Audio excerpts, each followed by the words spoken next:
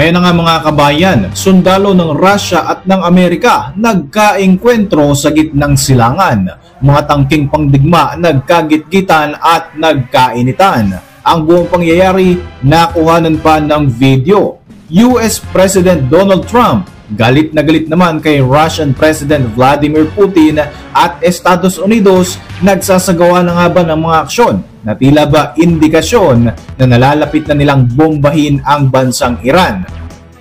Banta naman ng Russia sa Amerika, mayroong catastrophic consequences na magaganap sakaling itutuloy nga ng Amerika ang plano nito laban sa Islamic Republic. Samantala, United Kingdom at French military naghahanda ng magpadala ng karagdagang mga sundalo para sumuporta sa Ukraine kontra sa Russia. Ako po si Royce and welcome sa Kien Thoughts. Kung hilig mo ang mga ganitong videos, mag-like at mag-subscribe para lagi kang updated sa mga susunod na upload. Mga kabayan, kinundina ng Foreign Minister ng bansang France at United Kingdom ang patuloy na pag-atake ng Russia sa mga energy infrastructure ng Ukraine. Bukod nga rito, inaakusahan din nila si Russian President Vladimir Putin na binabaliwala nito ang US peace effort at patuloy nga ito sa pag-atake maging sa mga Ukrainian civilians. Ayon sa France, nakikipag-usap na ang United Kingdom at ang kanilang bansa sa Ukraine para sa posibilidad na pagpapadala ng kanilang mga sundalo para sumuporta sa Kiev at masigurong magkakaroon nga ng tigil putukan. Lantarang tinanggihan ni Putin ang peace negotiations na ito sa Ukraine, kaya naman sa kasalukuyan ay mas tumitindi ang iringan ng Amerika at ng Russia. Dahil nga rito mga kabayan, sinabi ni US President Donald Trump na galit siya kay Putin dahil na nga sa pag-question di umano nito sa kredibilidad ni Ukrainian President Volodymyr Zelensky. Binantaan nga ni Trump na magpapataw ito ng secondary tariff sa Russian oil at kinakailangan daw nilang mag-usap ng Russian President sa lalong madaling panahon. Bukod dito, binantaan pa ni Trump na bobombahin nga nito ang Iran at magpapataw rin ng dagdag na taripa bilang parusa kung hindi nga ito makikipagnegosasyon hinggil sa nuclear programs nito. Lumabas ang mga balita hinggil sa mga paggalaw nga ng US sa kanilang mga military assets at inilipat na nga nila ito sa lugar kung saan mas madali silang makakapagsagawa ng mga military strikes sa bansang Iran. Hindi naman ito nagustuhan ng Islamic Republic at kaagad ding nagbanta sa Amerika. Sinabi ni Iranian Parliament Speaker Mohammad Bakir Kalibaf na kung sakaling malalagay sa alanganin ang Iran, sisiguruhin daw nila na ang Amerika at maging ang mga kaalyado nitong bansa ay hindi makakaligtas sa kanilang paghihiganti. Ang pahayag na ito ng Iran ay malinaw na banta di umano sa mga puwersa ng Amerika na nakabase sa Iraq, Syria at iba pang mga base nito sa Middle East. Bukod nga rito mga kabayan, nilinaw rin ng Islamic Republic na hindi sila makikipagnegosasyon sa Amerika, partikular na sa kagustuhan nga ni US President Donald Trump na mapag-usapan ang nuclear capability ng bansang Iran. Inilapit na ng Amerika sa Iran ang hindi bababa sa 4 na stealth B-2 bomber, mga C-17 transport aircraft at mga KC-135 refueling tanker at idineploy na nga ito sa Diego Garcia Island sa bahagi ng Indian Ocean. Sa ngayon, mas lalo pang tumataas ang tensyon sa pagitan ng Iran at Amerika, lalo pa nga sinabi ni Trump na handa nga itong gumamit ng maximum pressure laban sa Tehran hinggil pa rin sa usapin ng nuclear program nito. Kabilang narito ang patuloy nga na pag-atake ng US sa Iranian-supported group na Houthi. Kaugnay nga nito mga kabayan, ayon sa report ng Reuters, kinundina ng Moscow ang pagbabanta ni Trump laban nga sa Iran at ang pagsasagawa di umano nito ng military strikes laban sa Islamic Republic of Iran.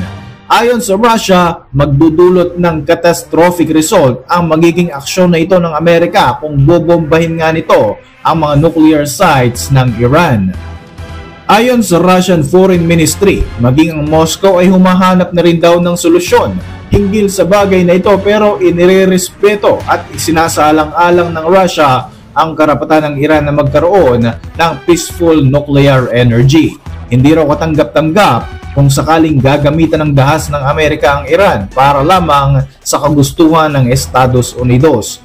Matagal nang inaakusahan ng mga Western countries na mayroong secret agenda itong Iran. Kaya patuloy nga at sa katunayan ay minamadali na daw nito ang pagbuo ng nuclear weapons capability sa pamamagitan ng pagde-develop ng mga enriched uranium sa pinakamataas na level ng fissure purity na isa nga sa mga requirements para makabuo ng atomic o ng nuclear bomb. Giit naman ng Tehran, purely gagamitin lamang nila ang programang ito para sa energy purposes at hindi para gawing sandata.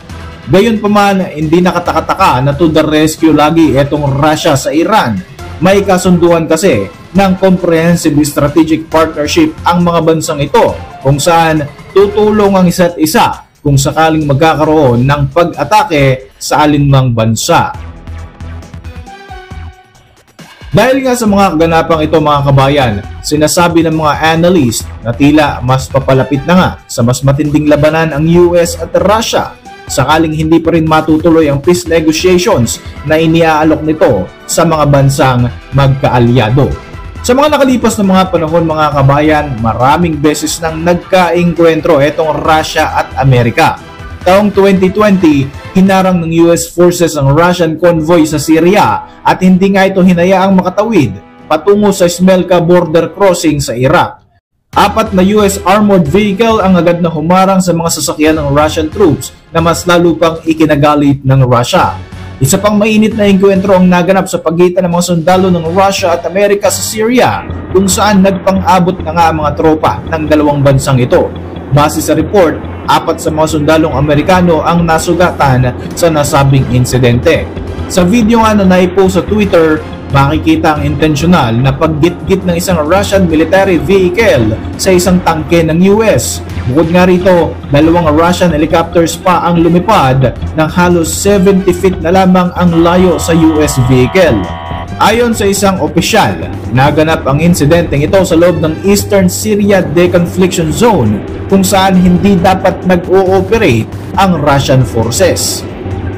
Samantala mga kabayan, noong nakaraang taon lamang naglabas pa ng video footage ang US Department of Defense kung saan makikita rito ang ginawang unsafe maneuver ng isang Russian fighter jet sa isang US Air Force F-16. Naganap ang insidenteng ito sa bahagi naman ng Alaska kung saan palagi ang ganito ang nagiging tagpo sa pagitan ng mga fighter jets ng dalawang bansang ito. Nito lamang buwan ng Marso, taong kasalukuyan, naiulat naman na in-intercept ng US jet fighters ang isang Russian aircraft na lumilipad ng napakalapit na sa USS Carl Vinson aircraft carrier. Makikita sa lumabas na video footage ang Russian Il-38N military aircraft na napakalapit na sa nasabing carrier strike group ng US habang naglalayag nga ito sa bahagi ng Western Pacific. Sa ganitong senaryo mga kabayan, tila ipinapakita na nga na hinahamonan ng Russian military ang US Navy.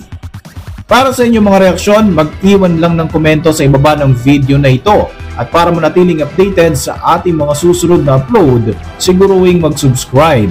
I-like mo na rin ang ating mga videos bilang suporta. Muli, ako po si Roy Z at maraming salamat sa patuloy na pagsubaybay sa ating channel.